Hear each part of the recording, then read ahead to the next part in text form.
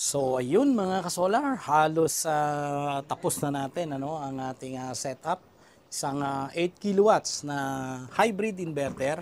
So yung solar panel nito ay 9.6 kilowatts kasi 16 pieces ang total na piraso ng panel na yan at 600 bawat isa at ang kagandahan nun bifacial pa yan. So umaabot nga ng 9,600 watts yung ating solar panel kasi kayang-kaya namang saluhin nito kahit lumampas pa siya dahil itong ating inverter na ito, yung 8,000 watts na sinasabi, yun yung kanyang output na magiging source naman ng mga appliances para ma-power up. Okay. So, bukod doon, mayroon tayong battery, 300 ampere hours. Medyo maganda-ganda na nga itong battery to kasi ang battery management system, your BMS, na tinatawag, yun yung kumokontrol diyan sa mga cells na yan.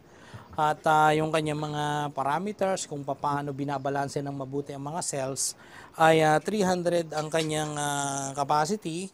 Pero in terms of power, nasa 15.3 kilowatt hours yan. So, parang ganun din. Pagka kayo ay merong billing sa Meralco or any electric cooperative, ang basis ay kilowatt hour. So, ganun din dito. Kilowatt hours din yan. So, kung halimbawa, meron kayong consumption. Meron kayong consumption na nasa 1 kilowatt lang, continuous.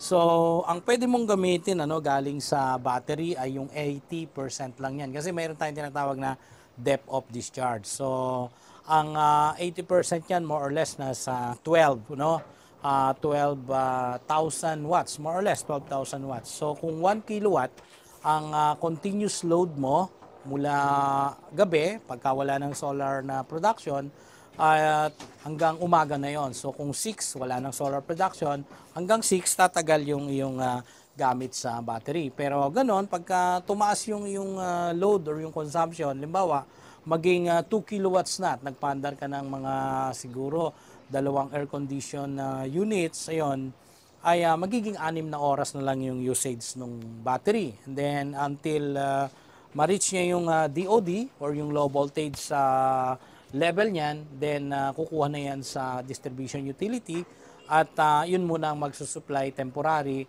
and di hintayin kinabukasan para mag-charge galing sa sun. And same process, cycle, tuloy-tuloy. Okay, so yung presyo nito ay i-PM na lang ninyo ako. So yun ang ating setup ngayon dito sa Bawang La Union. At usap ulit tayo sa sunod na video. Muli ang inyong kasolar, si Solarens.